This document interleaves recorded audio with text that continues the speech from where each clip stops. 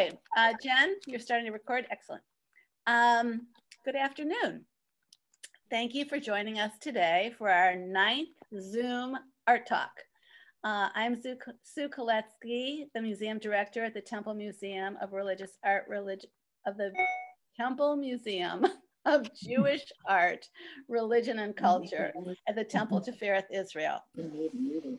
In commemoration of Yom HaShoah this year, which we observed on April 8th, we are going to have a program today where we will look at our new exhibit, Camps, a selection from the Holocaust wall hangings by Judith Weinshaw Lieberman. This exhibit was recently installed in the Upper Hartsmark Gallery, and today we will be taking a look together and really focusing on that exhibition. I want to thank Jen Mendelson, director of the Temple's operations, for hosting this Zoom talk, and for Margie Moskowitz, the museum's chairperson, for her enthusiastic support, and also for Candy Anchor for sending out all the Zoom information about this to all of us. You can always spread the word and forward that Zoom information to others so that they can be part of this. So as we know, our Zoom talks are very informal, and we really encourage everyone to be part of the conversation. So if you have a thought or a question, you can please write in the chat or raise your hand, and we will try to bring you right into the conversation. And of course, at the end, we'll have time to discuss what we've talked about and learned about today. So the biggest thanks today, of course, goes to the artist Judith Weinshaw Lieberman. So her art makes us struggle with the enormous loss of the victims of the Holocaust and the annihilation of the 6 million Jews. She breaks down the events and the horrors of the Holocaust in her art and makes us face both the enormity of the Holocaust as well as the small and minute details of each human being.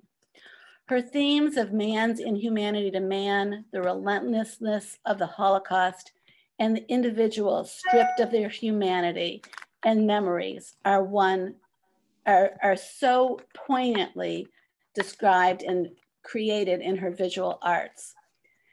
This is difficult art. It's difficult to see, it's difficult to talk about, but it's so important. And her art really brings us into the subject matter and to our hearts. This work is soft, it's made of textiles. We look at it in detail, we go close to it, we back up.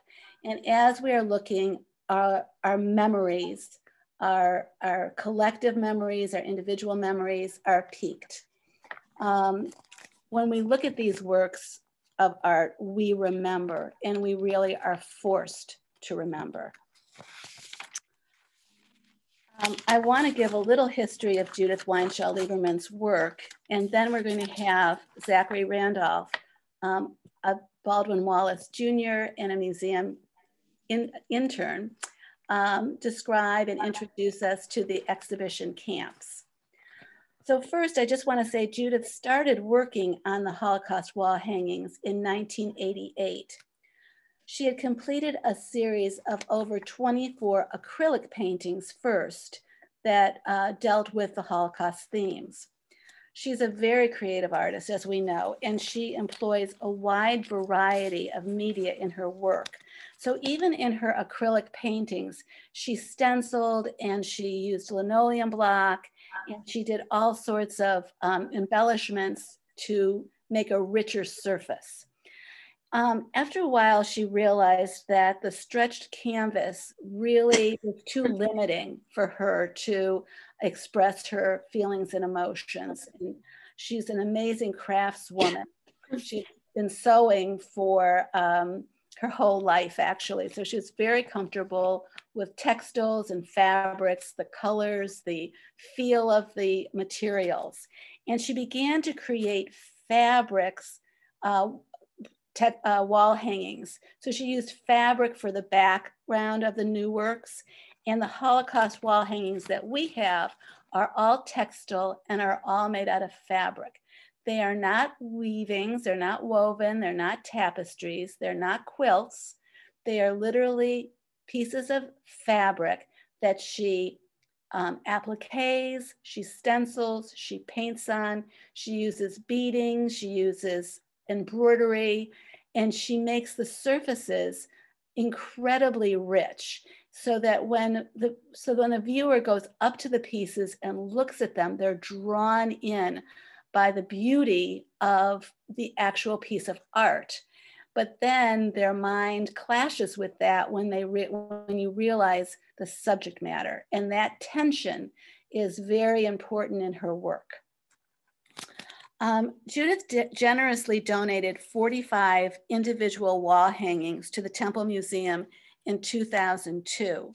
And I'm going to just read a second from this book. And we have many copies of this book called The Holocaust Wall Hangings. And she describes her work, and there are 3 scholars that have also described her works.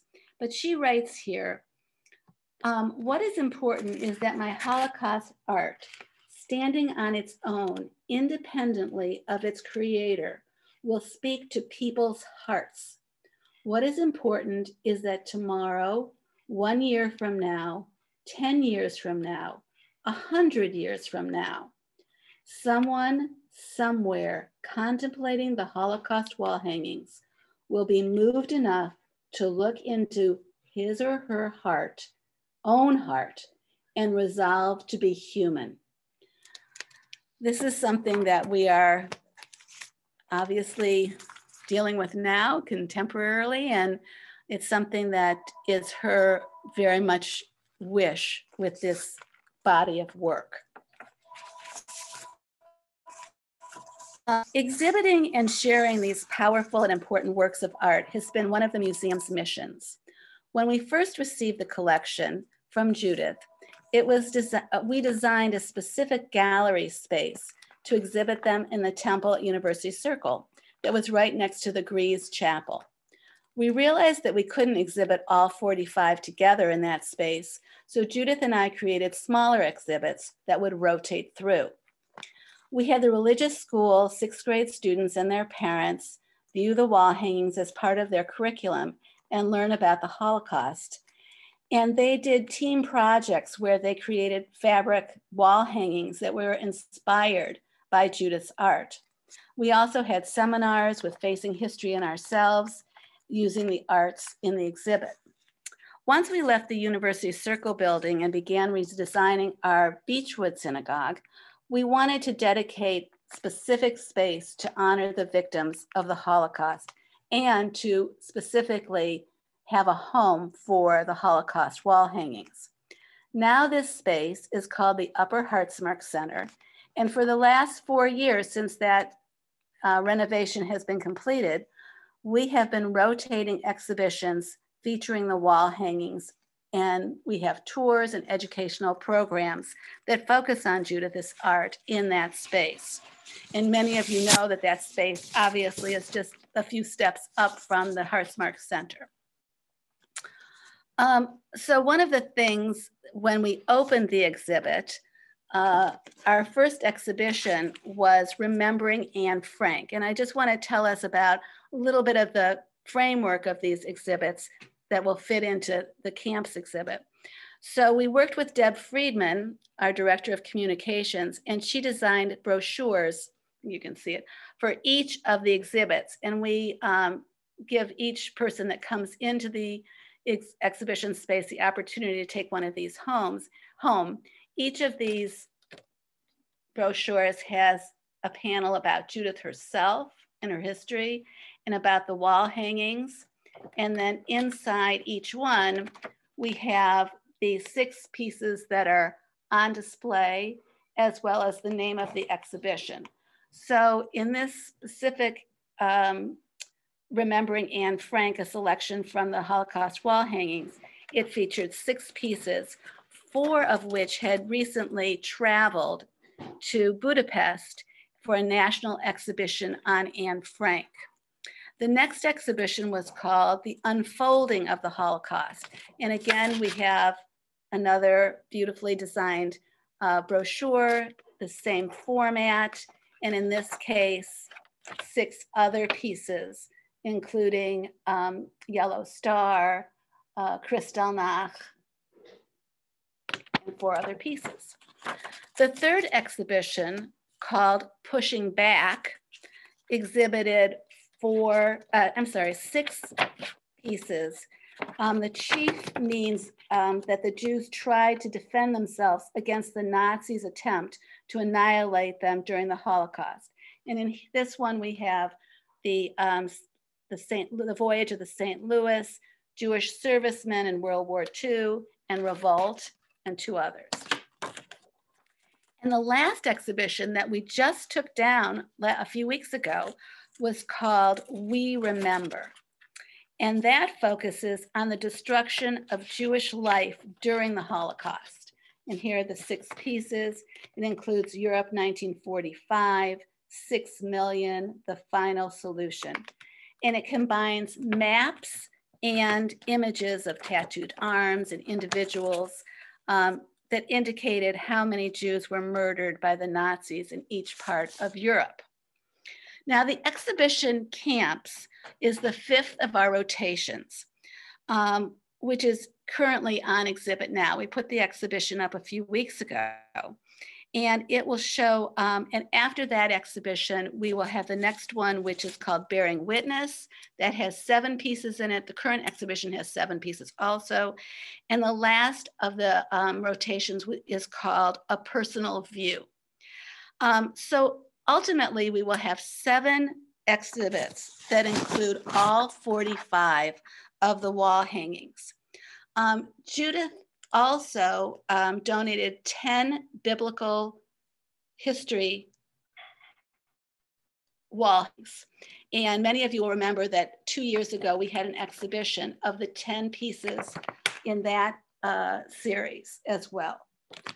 So hopefully by the end of next year, we will have completed the entire cycle. And that will just be a wonderful tribute to this incredible artist.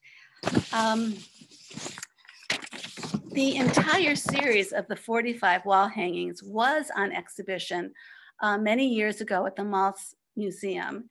And so many people saw the entire 45 up at the same time, which is incredibly powerful and tells the entire story.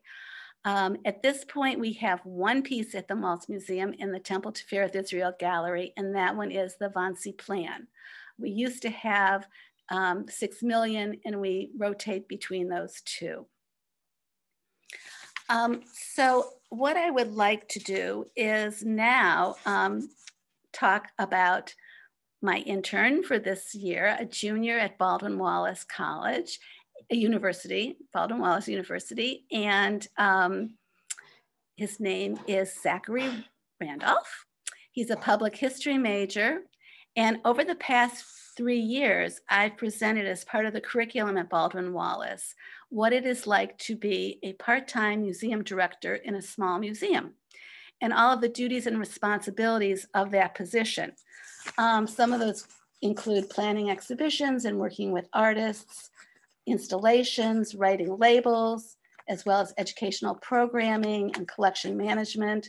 Those are just a few of the things that go on at our museum.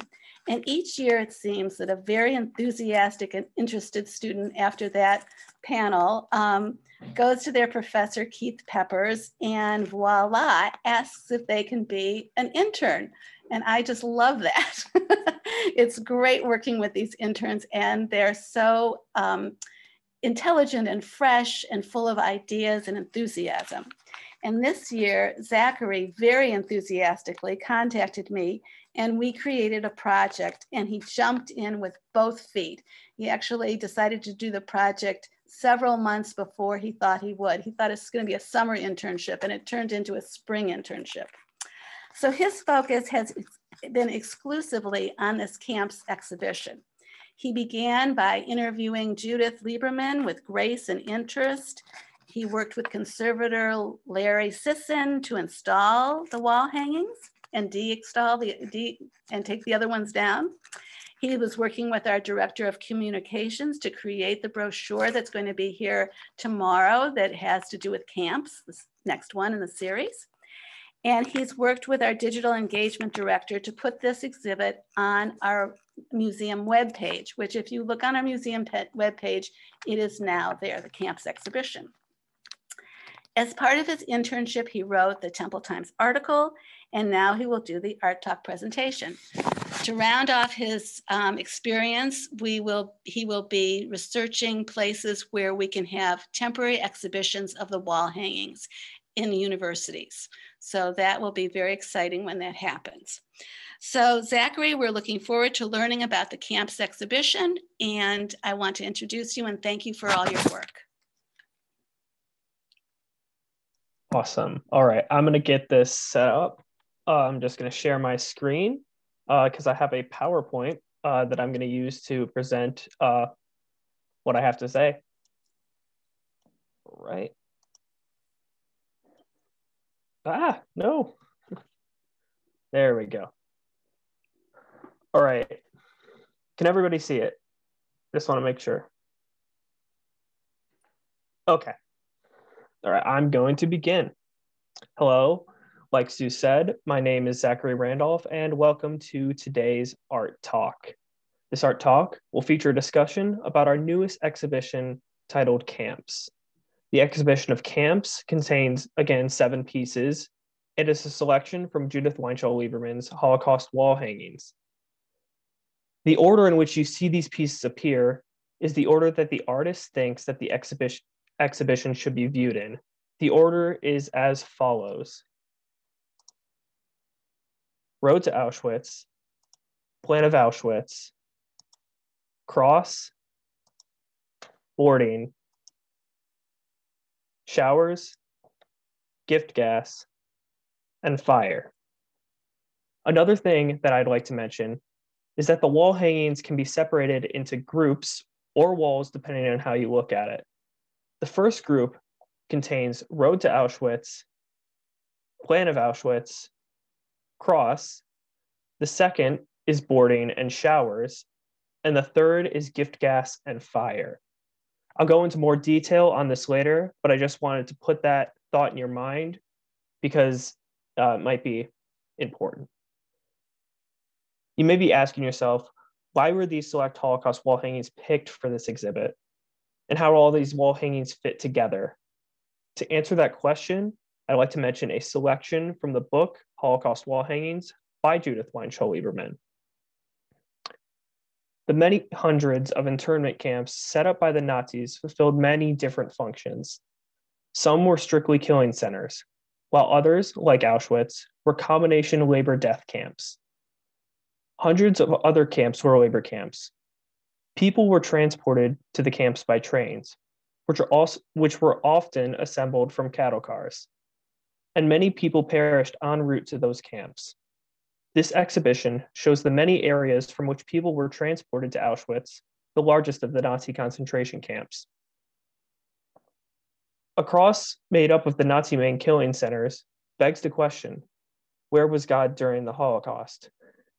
Images of people boarding trains headed to the camps, and of showers, the Nazi euphemism for being gassed, as well as an image of the poison gas the Nazis used for killing their victims, are shown. Finally, an image of a crematorium with a human arm sticking out completes the visual of life and death in the camps. All right, now that the introduction is out of the way, are there any questions about any of the pieces before I go on?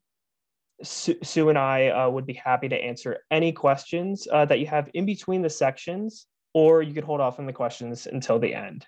And then I'm going to take like 15 seconds if there's a question that arises.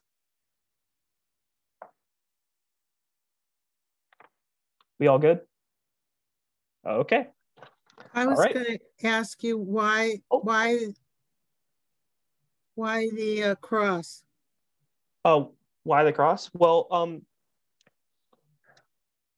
going to get to that a little later when I talk about the piece itself. However, Sue, were you going to mention something? I think that, Zach will go into more detail with that, but again, it is a kind of a religious book. And one of the things that she asks is, where was God during the Holocaust? So let's keep that thought, and that's something that we definitely want to talk about. Another thing that... But who's God? The Christian God or our God? Well, she brings up these questions, and those are the questions that we have to ask ourselves and each other, right? I mean, let's keep that thought, as I said, and let's keep going. And then you can kind of think about that as we go through these, because that's a good lens to look through these for. Okay. All right. Another small comment about cross. Another way that it could also be interpreted, and I'm going to mention this a little bit later, is that there's 6 different camps that are projected. So having it be in the shape of the cross with Auschwitz in the middle makes it that's kind of a way that you could shape it. All right. So now I'm going to talk a little bit deeper about the artist of the Holocaust wall hangings. And again, that is Judith Weinshell Lieberman. She was born on March 4th, 1929, and grew up in Haifa, Mandatory Palestine, which is now present-day Israel, and lived there during the years of the Holocaust. She's currently 92, and she is residing in Boston. Her father really wanted her to pursue a career in law, so in 1947, she moved to America to attend college and received 4 American university degrees. 2 degrees of note would be a Juris Doctor degree from the University of Chicago Law School and a Master of Laws from the University of Michigan Law School. And after finishing law school, she taught law for a couple of years, but she soon noticed that law did not satisfy her emotionally as a career. Instead, she decided to turn back to her creativity of years prior, and in 1956, she turned her attention to the arts and began studying drawing, painting, sculpture, and other art mediums. She went to many art schools, such as the Art Institute of Boston and Massachusetts College of Art and Design.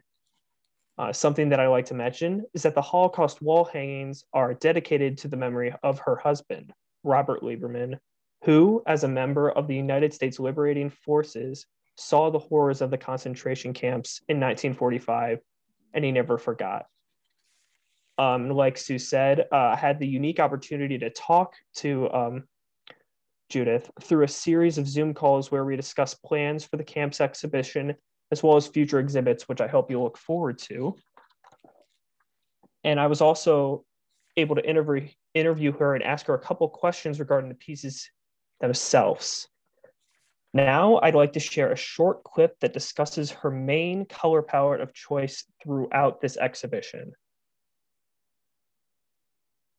All right.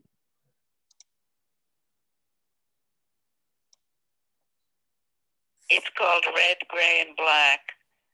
But, red symbolizes blood and fire. Gray is sort of despair, and black stands for death.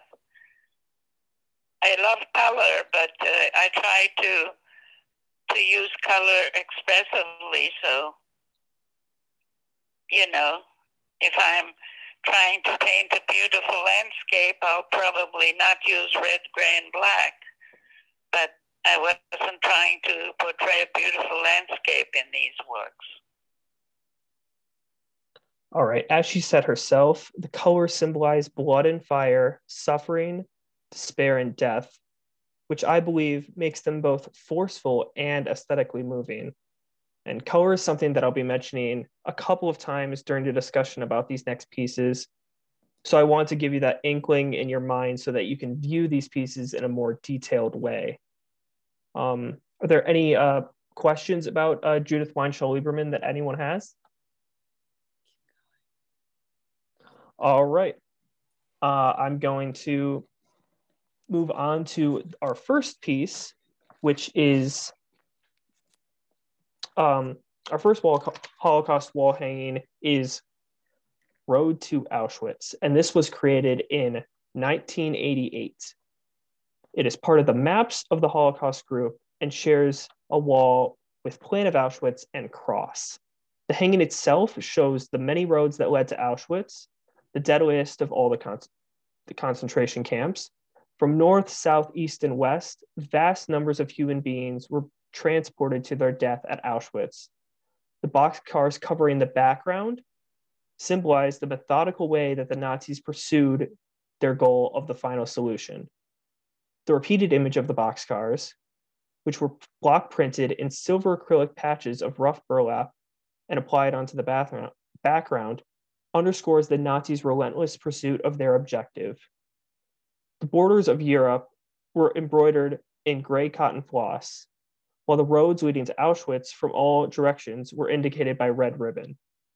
The red ribbon also helps to form the image of railroad tracks around the border. Auschwitz itself is marked by a glistening, faceted red acrylic jewel, which symbolizes blood and fire. As you can see, the wall hanging itself is full of detail, and there are multiple things that might catch your eye. Personally, I find the red acrylic jewel marking Auschwitz to be the most striking. When viewing the piece in person, the jewel really sticks out. Road to Auschwitz is a massive piece, and the jewel sort of fulfills the role as the centerpiece of the hanging and highlights the prominence that Auschwitz had in the horrors of the Holocaust. Right, moving on to Plan of Auschwitz. It is the second Holocaust wall hanging, and it was created in 1991. Again, part of the maps of the Holocaust group with Plan of Auschwitz and cross. The hanging depicts laid out the Auschwitz camp and one of 6 killing centers set up by the Nazis following the Wannsee Conference. Auschwitz was designed not only as a killing center, but also a forced labor camp and for death. Is here represented, as are the huts where these selected were forced for labor and were crammed in. Also indicated are the gas chambers. The camp itself here looks very uniform in nature, which accurately represents the Nazis' methodology. Different groups of people were separated into different sections. An example of this can be seen on the far right third of the piece, where the buildings housed the men's quarantine camp. The Gypsy Camp was in the upper middle, right around here. And furthermore, on the left side of the hanging, was where most of the women were held in these buildings. In fact, they were separated by train tracks, which not only showed the Nazis' meticulousness for separating people into groups. Out of the 1.3 million people who were sent to Auschwitz, 1.1 million of them died. The work itself was created by a combination of sewing, applique, and stenciling. Each of the huts was separately represented by a rectangular patch of silver fabric. The gas chambers and crematoria are similarly indicated, and the ramp is represented by an applique, silver ribbon, and the outline of the various parts of the camp is rendered by a red ribbon, which symbolizes the fact that they were electric fences which prevented escape and were also instruments of death. Various areas of the camp are marked by numbers and described by stencil labels at the bottom. That is right here. This says June 1944, which would be the time when this map was a thing. And the background fabric reminds one of graph paper, which is served to symbolize the pedantic planning involved in the establishment and operation of Auschwitz. And now we're going to move on to cross. All right, cross is the final Holocaust wall hanging of the maps of the Holocaust group and was created in 1996. The wall hanging shows the layout of 6 Nazi death camps in the form of a cross.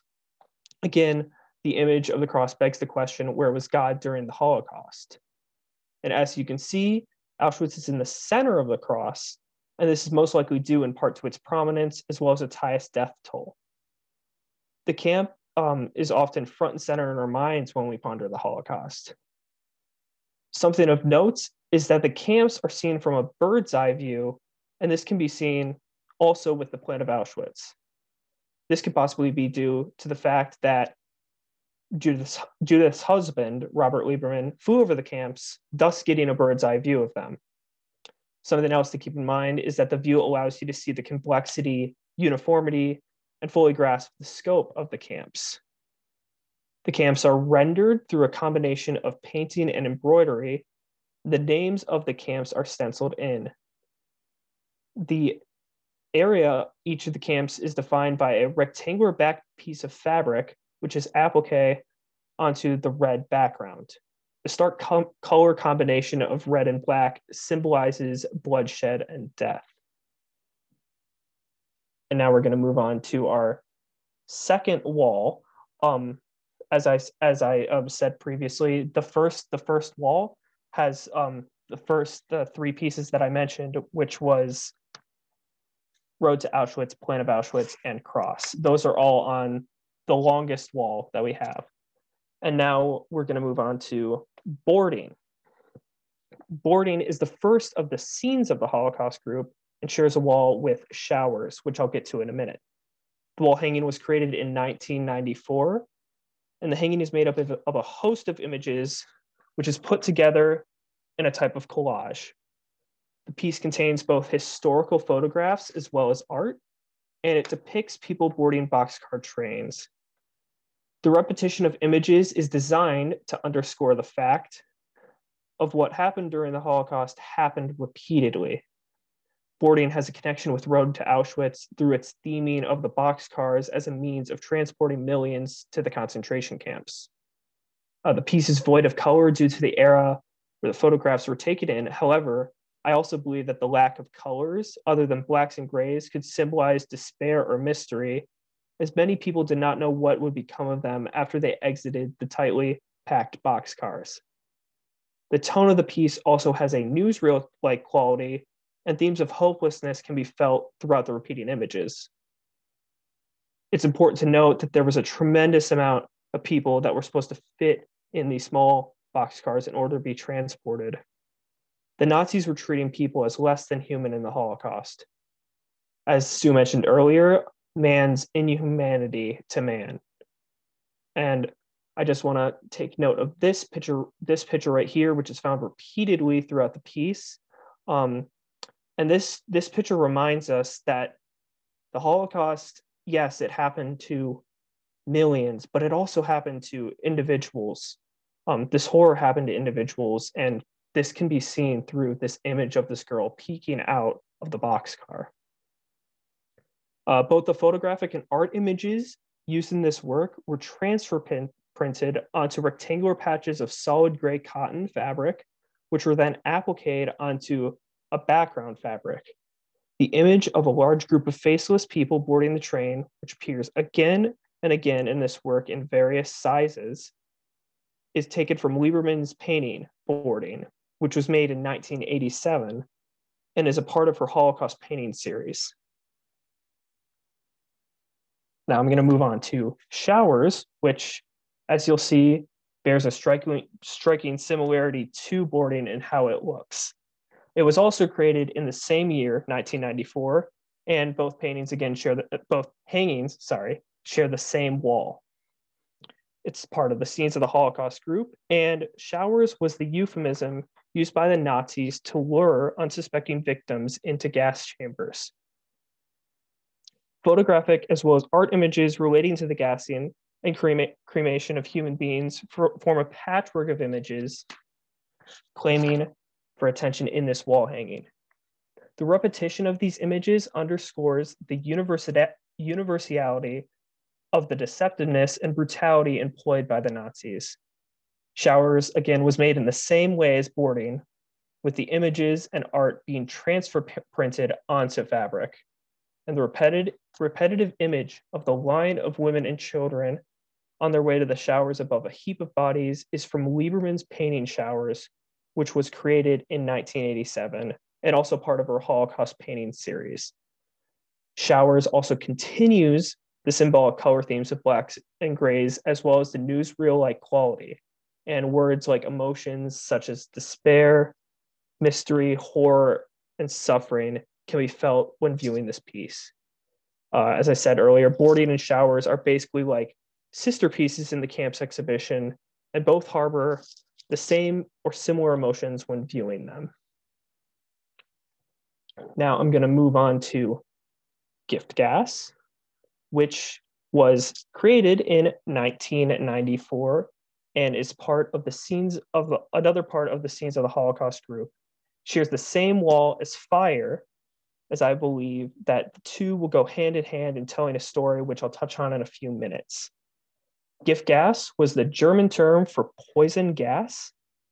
It pictured on this wall is a can of Zyklon B gas pellets, which is the kind that Nazis used in camps such as Auschwitz to gas millions of human beings. The term gift gas is clearly visible on the can, and the pellets were thrown by Nazi functionaries through an opening in the ceiling of the gas chamber and would turn into poison gas upon contact with the air, suffocating those trapped in the sealed chamber below.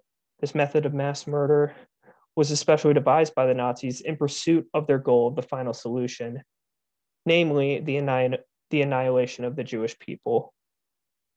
Something that I like to bring to your attention is that the image of gift gas, this image right here, actually appears in the showers wall hanging, which I'm going to go back to right here.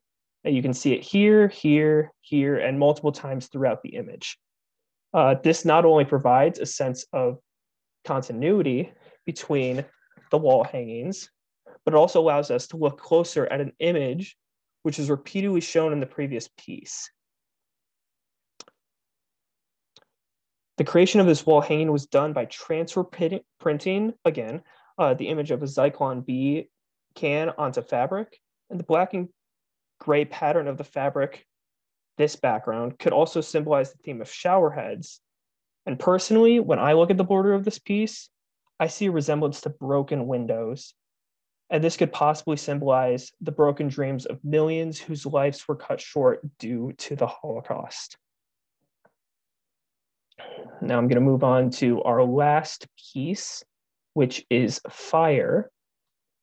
And with what could be seen as the second part of gift gas, the Holocaust wall hangings, Fire was created in 1990 and is part of the Scenes of the Holocaust group. The image of an arm protruding from the crematorium underscores the crematorium's human connection. The arm here, like millions of arms in the Holocaust, bears a tattoo. The tattoo reads 6 million, reminding us that 6 million Jews perished in the Holocaust. Fire continues the story of gift gas as people were taken into the fiery crematorium after their hopeless encounter with the showers. The theme of black with the doors of the crematorium symbolize despair, whereas the color red seen throughout the rest of the image, the rest of the hanging symbolizes fire, but also violence and blood. The crematorium was formed in black fabric, which was appliqued onto a red background, and the fiery red interior was rendered in shimmering red silk. You can see a kind of shimmeriness as compared to the background, the brick background right here. Tiny red glass beads were strewn near the edge of the crematorium's open doors, and that seems to reflect the fiery interior. The arm itself was block printed on separate piece of fabric, which was then appliqued. The number 6 million was stenciled on. Finally, the image of the bricks was created by use of a black striped red fabric, which was overpainted in acrylic with black vertical lines. The most standout part of this piece, at least to me, is the arm sticking out of the crematorium. And I'd like to share a clip of Judith Weinshell Lieberman to add to that? It's very symbolic, you know. That's where they used to tattoo the numbers of the camp inmates, and I think I saw a picture at one point of an arm sticking out of a crematorium, and it occurred to me that, you know, the arm belonged to somebody, but you couldn't tell who it belonged to. So it just symbolizes the universality of what happened in the Holocaust. Men and women and children and old and young, they were all gassed and cremated. All right. And now I'm actually going to go on to talking about the process of how we got this all up and how we got this exhibition together. Right. First off, Sue and I had to reach out to Judith Weinshell Lieberman to discuss her vision for what we wanted to do with the gallery. We gave her a list of suggested pieces for what we thought would go well for our next exhibition, and she picked the 7 Holocaust wall hangings that I just presented to you. The order and specific layout of the walls were discussed, and as you know, like I mentioned, each wall can be grouped together or seen as an whole overarching exhibit. And that is something I think is fascinating about the camp's exhibition. In order to put up the camp's exhibition, we first had to take down the previous exhibit. And this involved carefully rolling up the previous Holocaust wall hangings around archival tubes, as you can see on the leftmost picture. And we took them down to storage, which you can see in the rightmost picture. And we put these archival tubes containing the hangings on a specifically designed hanging unit, which is lettered and numbered accordingly. We then found those 7 wall hangings that we needed for the camp's exhibit, and we brought those back up to the gallery. In order to hang them, we slid metal bars. You can actually see the metal bar here. Through the tops of the pieces, there's some little slits that we can slide them into. And we hung them accordingly using metal wire and hooks. It may seem like an easy task, but it actually was pretty difficult due to the bigness of the pieces. They were also kind of heavy. But we actually had to use a laser to measure and make sure the wall hangings were evenly spaced and balanced. And basically, I mean, I had to get a tape measure, and I basically had to hold it up like this multiple times to get it to make sure we were measuring correctly, just so everything would just look nice for, you know, it to be presented nicely. When all was said and done, the exhibit got up in just over 5 hours, which Sue mentioned was apparently a record. So I guess that's what the pandemic does to you and your work ethic when being around folks for too long might be dangerous. And then finally, before we get to questions, I want to talk a little bit about, Sue wanted me to talk a little bit more about myself. As she previously mentioned at the start of the art talk, I've been working with her as her intern this spring semester, and I'm currently a junior at Baldwin Wallace University in Berea, and my major is public history with a communication studies minor.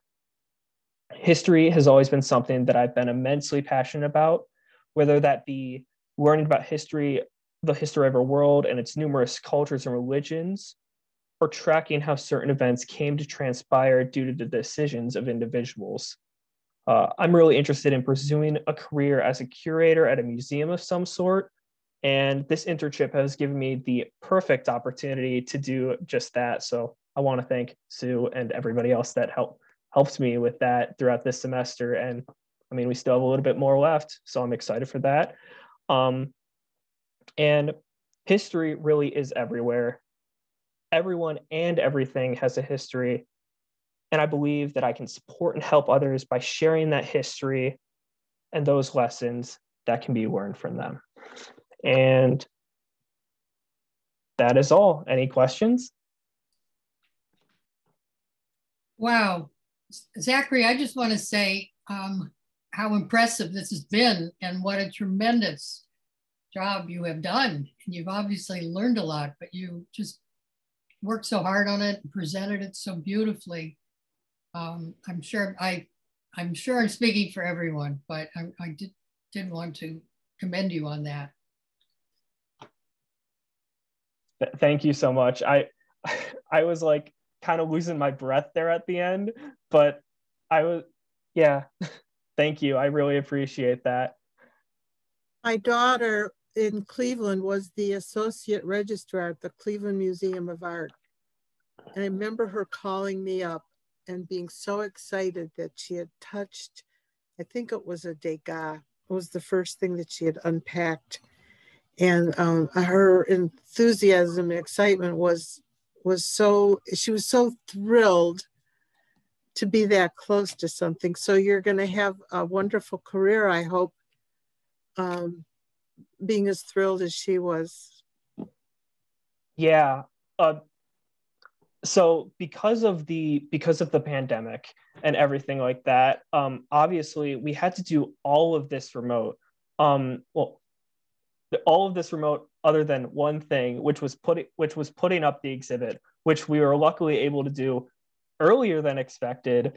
But that was the first time I had even been in the museum or even seen these pieces like in person. And seeing these pieces in person was just, it was so impactful. Like, honestly, like everything about it was just so great. And that was basically a point. I never told Sue this, but that was kind of a point where I was just like, yeah, this is exactly what I want to do going forward. So yeah, I did pick the right major.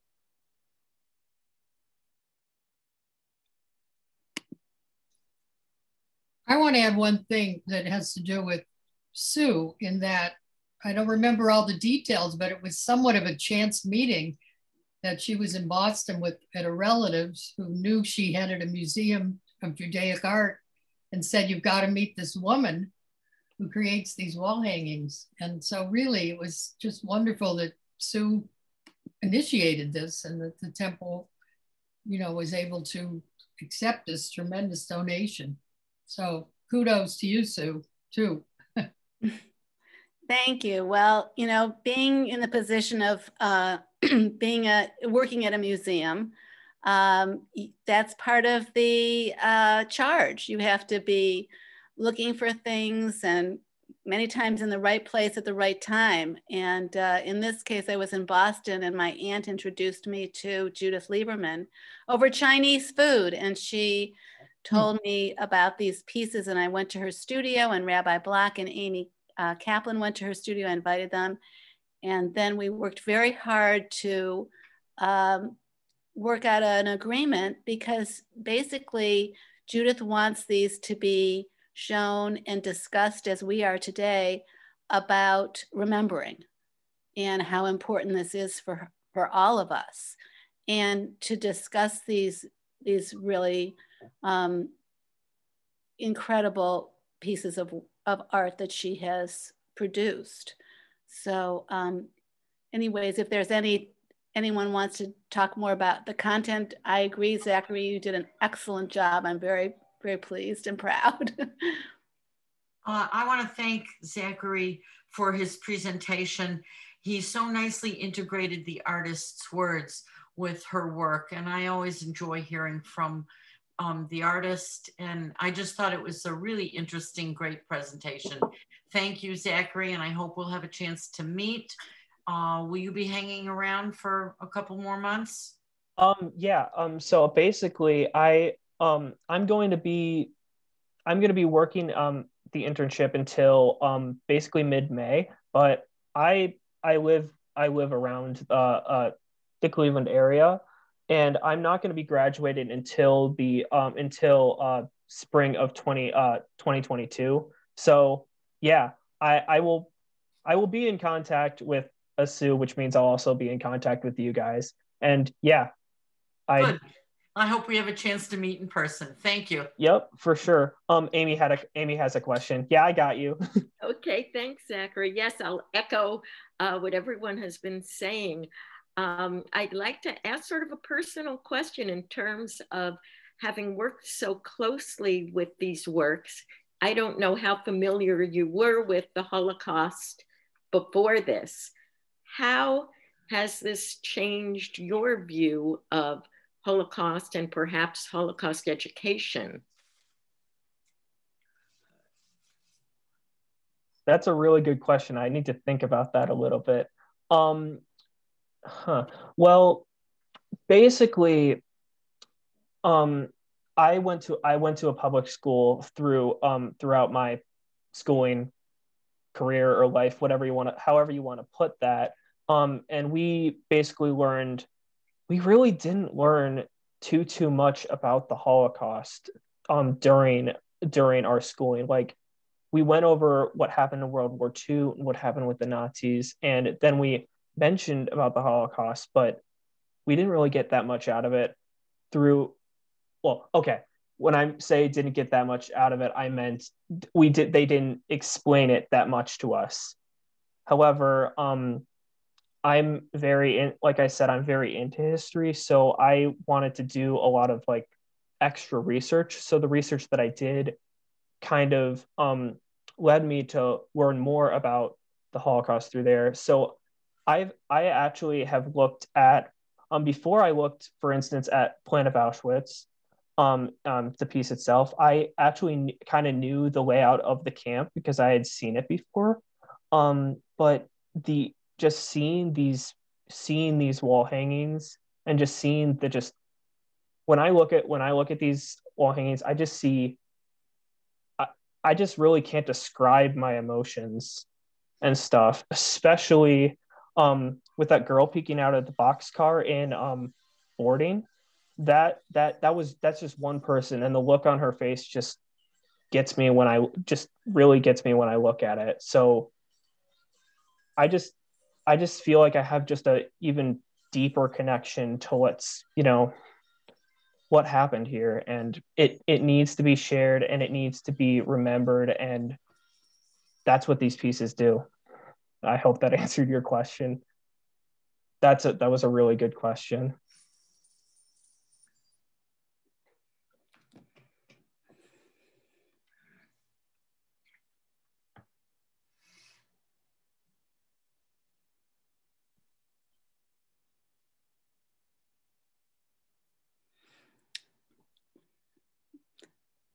Are there any other questions or thoughts? If there are, please feel comfortable speaking up.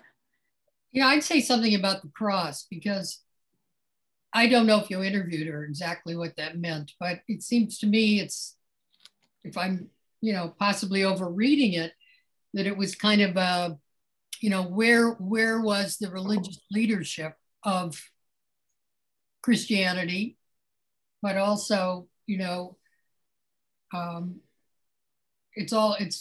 monotheists, so it's one God. It's not like it's a different God. And so I think I see it as directed, not about God in general, from a Jewish point of view, but also from considering the silence of most of the world on this, and of leadership, and the lack of any protest. In fact, the only real strong protest among the Catholic clerics actually stopped one of Hitler's early plans, to hurt handicapped people, and a lot of them were people who fought in World War I, and there was a major protest, and Hitler did stop that particular aspect, but there wasn't much, and so I would think it's somewhat of a critique of the bystanders, particularly among religious leadership.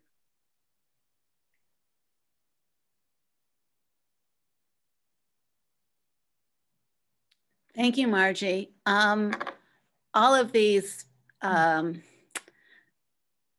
pieces really evoke so many emotions and so many questions, and also thoughts about history and what ifs and how did this happen. And each one of them could be, you know, a topic for an entire hour, 2 hour, 3 hour conversation. Jimena asked, when can we see these? These are up in the gallery. And if you email me or call me, you can make a meeting date with me personally. We can go in. We're not really having people come in groups by any stretch, and it would be just 1 or 2 at a time. But we are going to be having this exhibit up all summer and through probably at least November of next year. So people will have a chance to see this. If you want to see the pieces online, you can go to TTTI.org and go to the museum webpage, and there is a link right there to show you all the pieces. You can enlarge them on your computer and look at some of the details, which are really, as Zachary told us, you have to look really closely to see a lot of the real power in these pieces. So once we are back in the building, I will be very happy to have gallery tours of this exhibit, and maybe Zachary can even be back there with us at that time. But I can't tell you when that's going to be quite yet.